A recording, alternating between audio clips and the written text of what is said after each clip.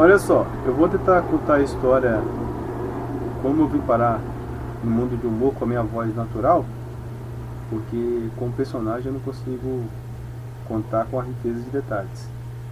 Ou se tiver alguma riqueza, ou se tiver algum detalhes. Eu vou beber mais um pouquinho, porque estou salivando muito.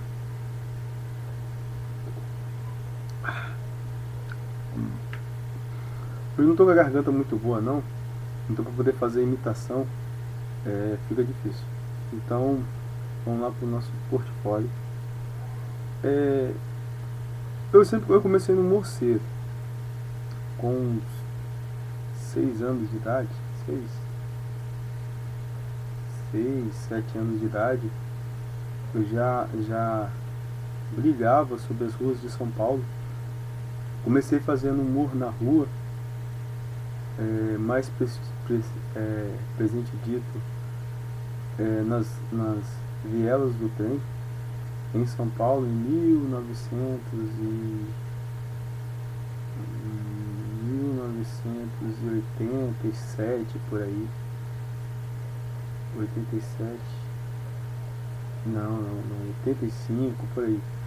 Acho que, se eu não tiver, eu não me lembro muito bem, mas desde 1985 que eu já faço parte do humor. Eu venho fazendo humor, se for 85 somando até agora, não sei quanto somar não, mas acredito que aí uns 30 anos de carreira. Uns 27 anos de carreira. Depois eu somo pra vocês aí vamos lá, 85. Eu vou provar pra vocês que eu sou ruim de conta. 85, 2011,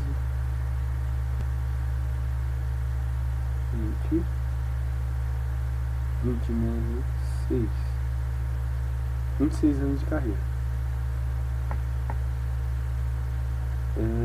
Então, há 26 anos que eu já faço parte do humor nesse Brasil. Tive algumas participações, já fiz teatro há muito tempo, mas nunca fui muito à frente não, porque eu era muito preguiçoso para estudar, detestava ler. Então sempre eu gostava de fazer os improvisos. Só que o improviso no começo era até legal, mas depois foi ficando. As pessoas foram criando mais os quadros. Aí foram me dando papéis assim que eu não aceitava muito, mas dizer isso que era a minha cara, combinava comigo, eu interpretava muito bem isso. No começo até que era legal, pô, tô fazendo teatro, tô participando, tô sempre, né?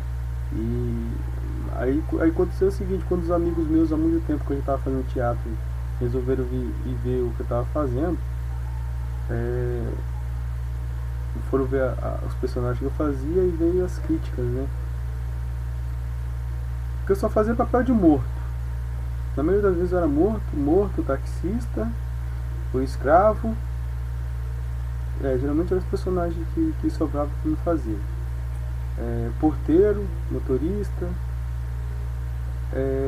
Por ironia do destino eu consigo fazer na vida real, como se diz, a arte imita a vida imita a arte, né? Eu fiz muito isso como no teatro amador, e hoje eu faço na vida real essas funções aí, não como motorista, né, mas não como morto, que eu tô vivo ainda. Mas tipo assim, o papel que eu mais fazia era morto. Sempre quando tinha um morto numa peça, eles me chamavam para poder fazer. Tipo assim, um jovem baleado por causa do tráfico de droga, essas coisas assim, né? Traficante também, sempre gostava de pegar. Só porque eu moro no morro, acho que tem que. Mas na época eu não olhava por esse lado não, eu olhava pelo lado da arte. Estou fazendo teatro, né? Eu gosto do que faço, estou fazendo teatro.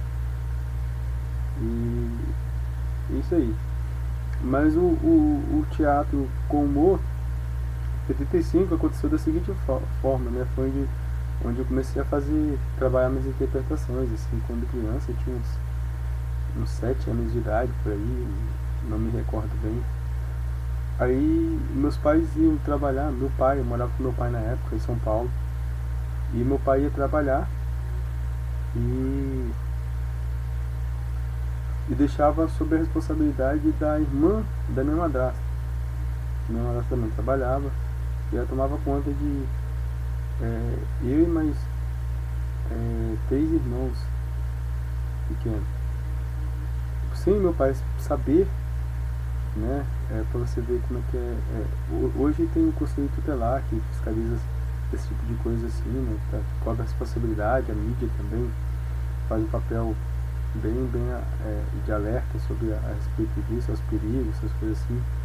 Mas o que ocorria muito na época, e sem os pais saberem do que se tratava, e sem ter a repercussão que na mídia.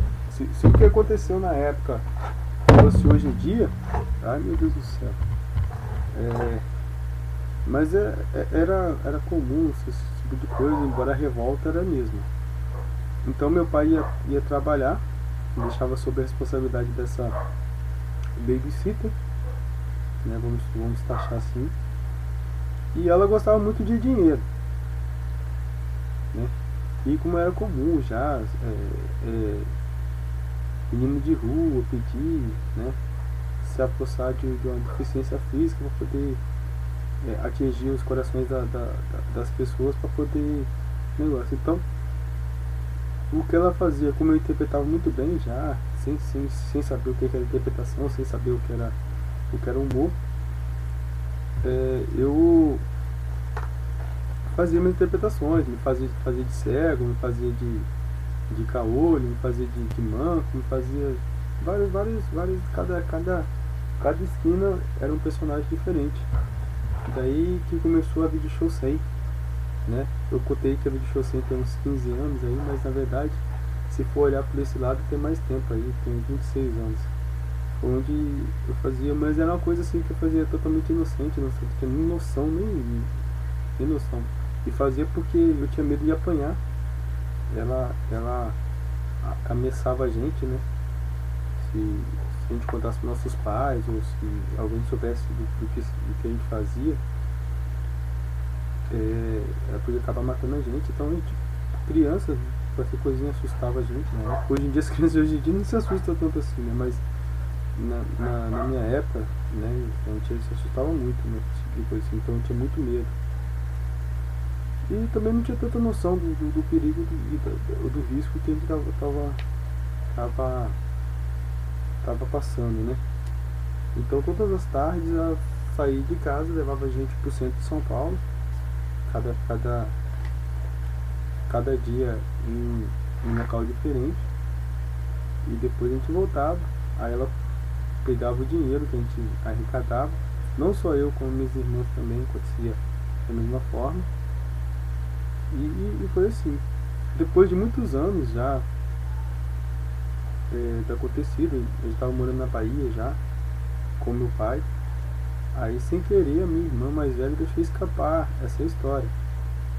Aí meu pai ficou revoltado, né, sem saber os perigos que esses estavam correndo, sem noção do que estava acontecendo.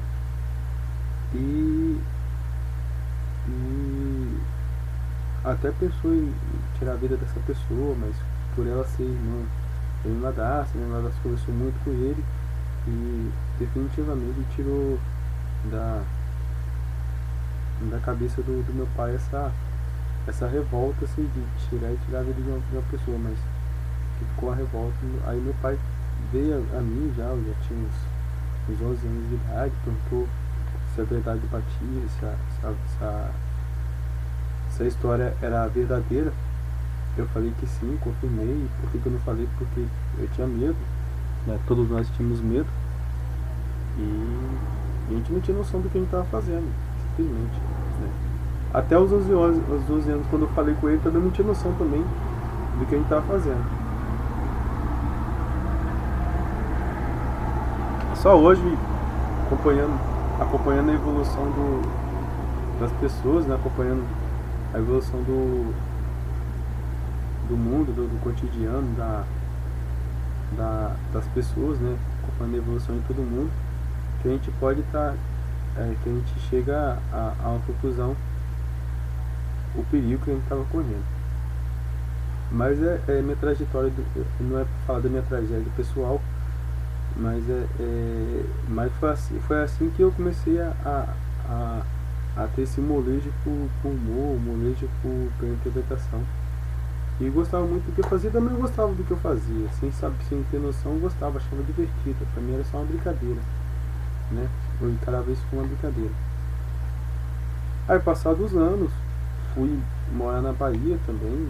E na Bahia, sempre nas escolas, quando tinha interpretação, teatro, eu sempre me inscrevia e sempre participava.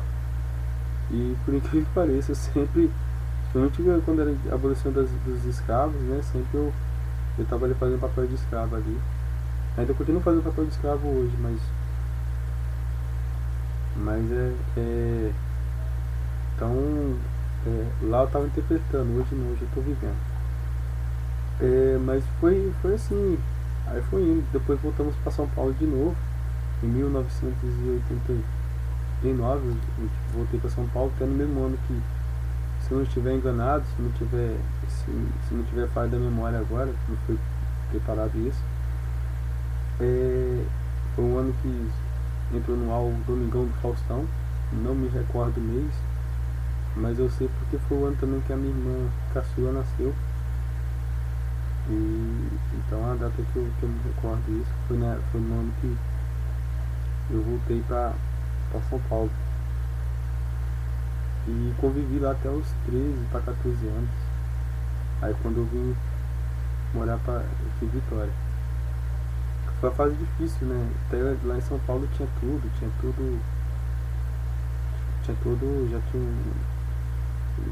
tinha um estilo de vida que eu gostava, mas por confusões da adolescência, né? Aquela fase que você tá, que você acha que você sabe de tudo, que você pode desafiar tudo, que você pode arrancar tudo no peito.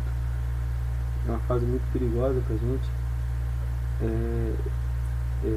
Aí acho que talvez a fase mais sem noção da minha vida, eu acho que foi essa fase aí de 13 para 14 anos, se arrastou até os 16, 17 anos, até os 18 anos na verdade.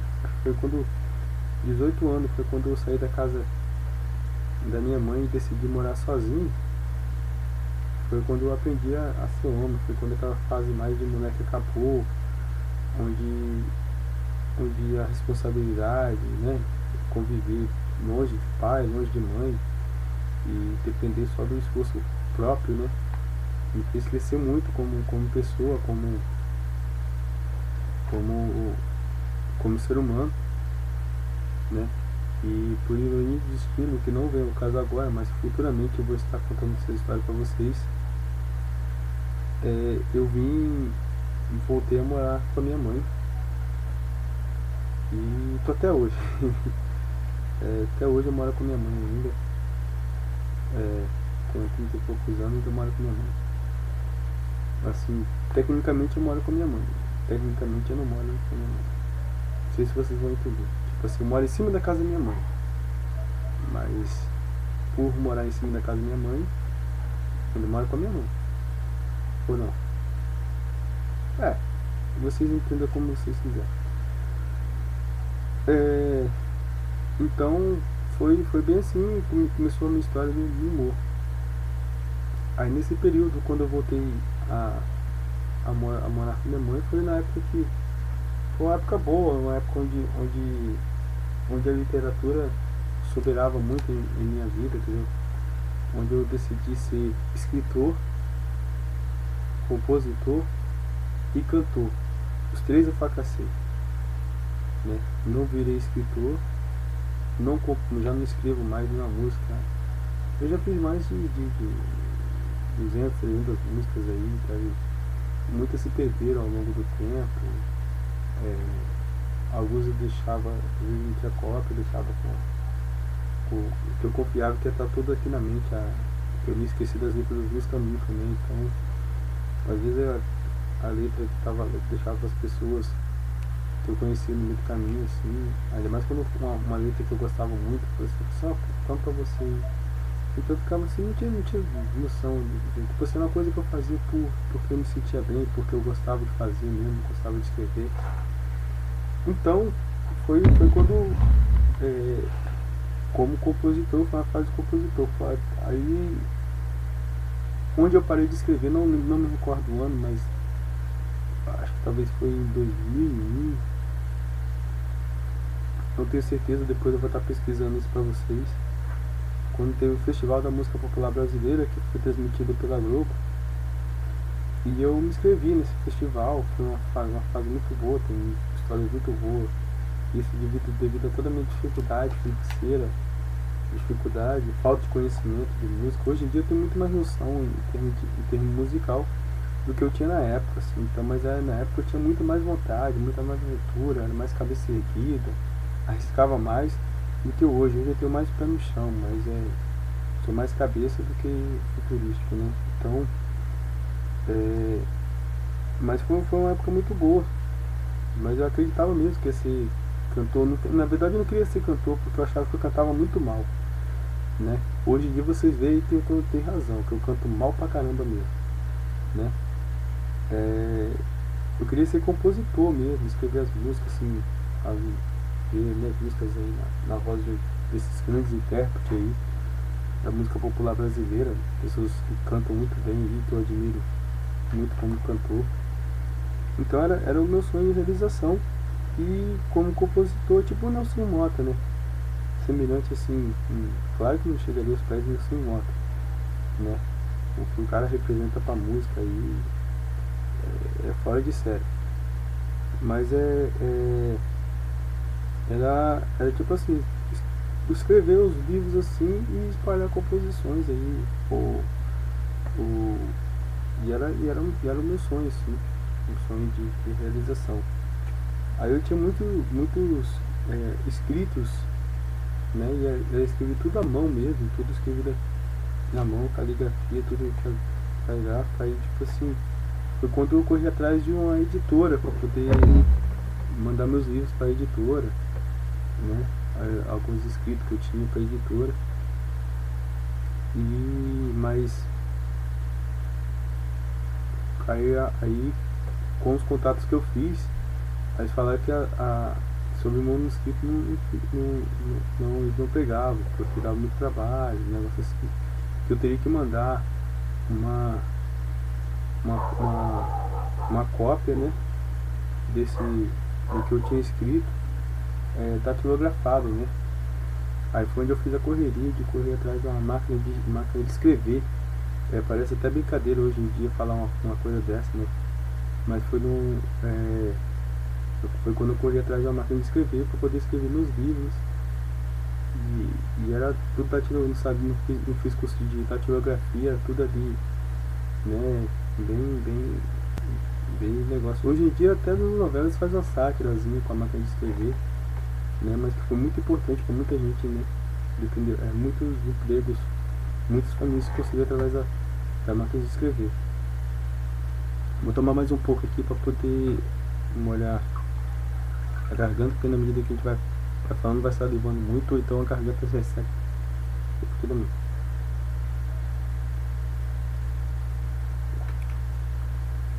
Então,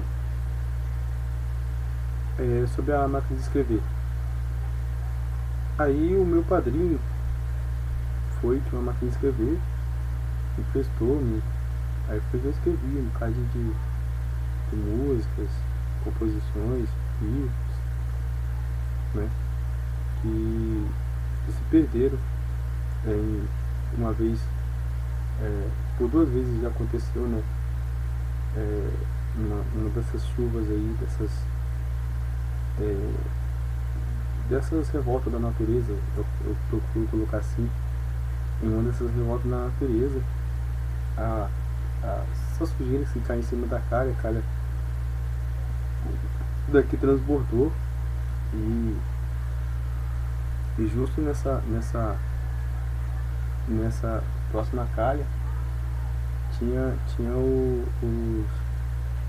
os meus manuscritos, né, dos livros, composições, né, eu devia ter uns 4, 5 manuscritos de livros, assim, que eu escrevi. Muitos estavam na mão ainda, nem tudo eu consegui datilografar porque a máquina de escrever era emprestada, então eu tinha que devolver a máquina de escrever. Mas eu lembro que eu até cheguei a comprar uma fita pra máquina de escrever na época, deu um trabalho danado pra conseguir essa fita.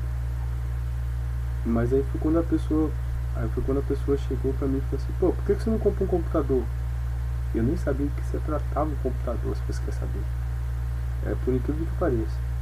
Eu não sabia. Computador era um inglês ainda, né? Nem celular eu tinha na época, ainda mais computador seria uma coisa assim de outro mundo pra mim.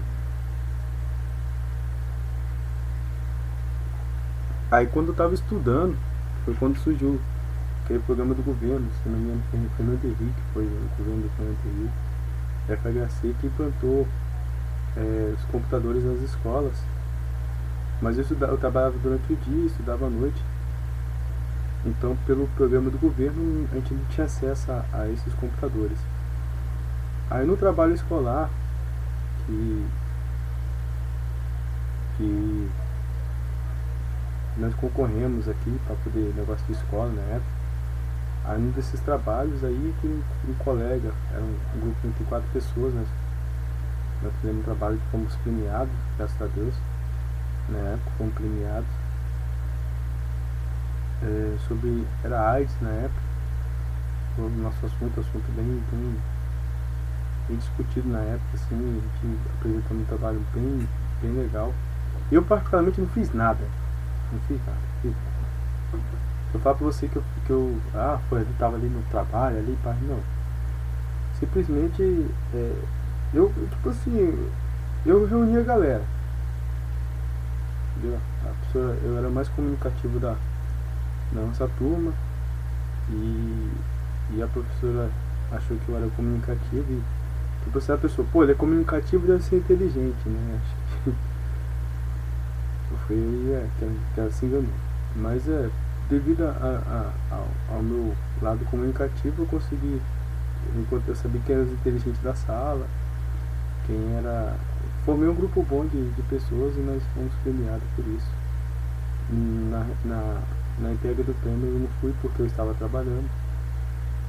Não sei se meu nome apareceu lá como ganhador do prêmio. Mas foi onde eu tive o contato pelo computador pela primeira vez, assim. Foi através desse prêmio aí. Tipo assim,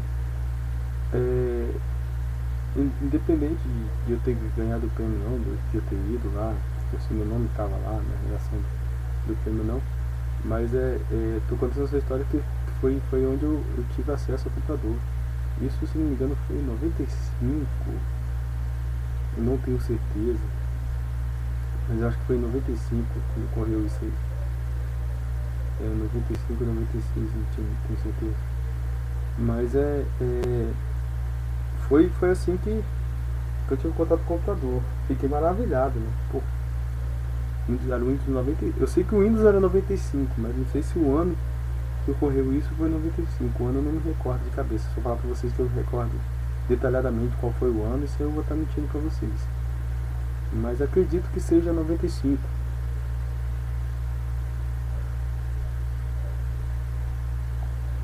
Então,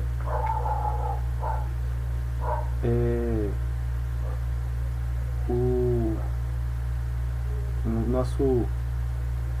Vou tentar errar menos aqui, porque geralmente por ser um programa, se ser uma história, eu vou tentar errar menos aí, porque geralmente eu procuro fazer o vídeo com menos edição se possível, né? Uma coisa um pouco mais real, do mundo real.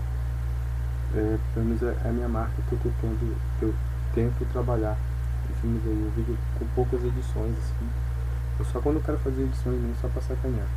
Mas a ideia dos meus vídeos é os vídeos mais sem edições, porque as pessoas fazem suas comparações aí mesmo. Depois as pessoas sempre, quando você lança um vídeo na internet, que a pessoa gosta ou não gosta, ela sempre vai tirar algumas partes que ela acha interessante e não interessante. Então o vídeo vai ser editado de qualquer forma mesmo. Então sobre o contato com o computador foi assim. Vai cair na medida que eu fazia artesanato, né?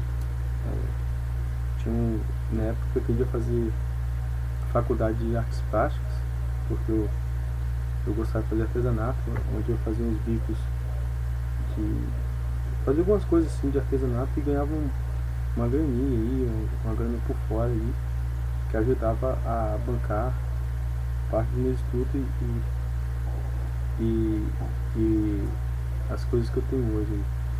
De umas coisas que eu tenho hoje, é porque, tipo assim, geralmente eu não tenho nada, não tenho dinheiro no banco, não junto dinheiro não, mas eu falo muito de economia, porque com ela que eu consegui as coisas. Tipo assim, eu junto um dinheiro só pra poder conseguir o que eu quero, depois que eu juntei, que eu consegui o que eu quero, não fico esse negócio não. Então, através do. Embora eu ter perdido.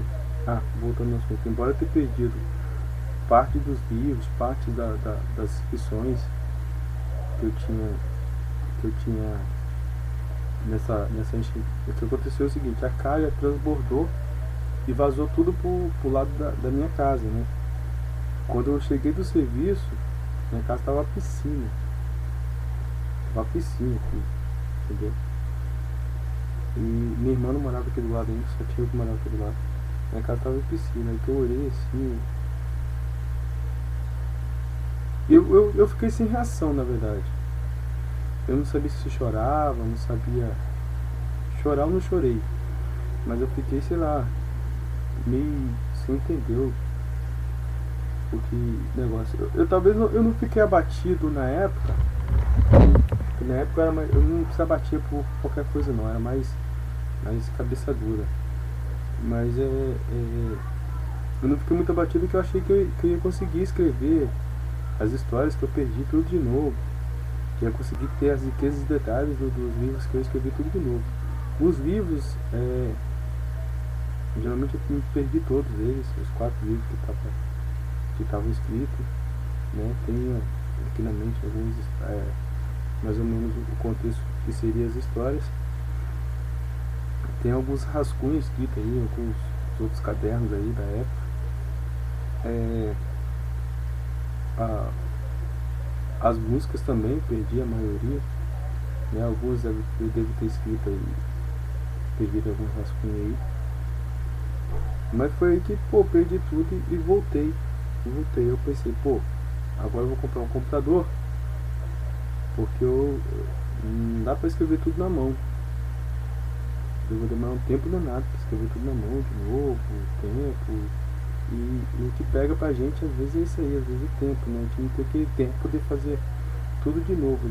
Quem dera se o que a gente perdeu no passado, no meu caso, assim, perdi um livro, e eu tivesse tempo pra poder reescrever tudo de novo, assim, e com a versão melhor, né? Tá atualizando. Geralmente a gente não tem esse tempo, porque temos que trabalhar, temos que estudar, sempre tem alguma coisa para ocupar muito mais o nosso tempo.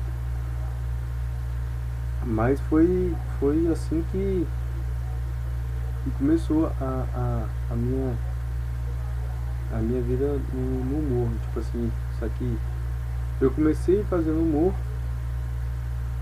né? Fiz humor até um certo negócio, mas foi onde eu comecei a escrever. E escrever. Aí, quando eu comprei o computador, eu fiquei preguiçoso para escrever. Eu já não escrevia mais. Foi aí quando eu parei de escrever mesmo. Assim que aí que eu fui descobrindo programas de computador, como executava, como fazia, como, né? E sempre achava que, sempre naquele pensamento, daqui a pouco eu vou e faço isso aí, daqui a pouco eu vou lá e escrevo, daqui a pouco, rapidinho eu faço isso aí. E foi passando os anos e realmente eu já não escrevia mais, assim. Eu acho que de lá pra cá, se eu compus 5 músicas, que eu não sei nem onde é que estão, porque tá tudo bagunçado aqui. Foram muito, né? Mas aí com isso, o computador foi me causando uma preguiça.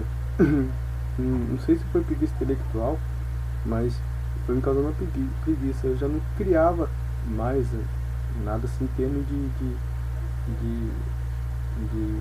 escrever livros, escrever histórias, escrever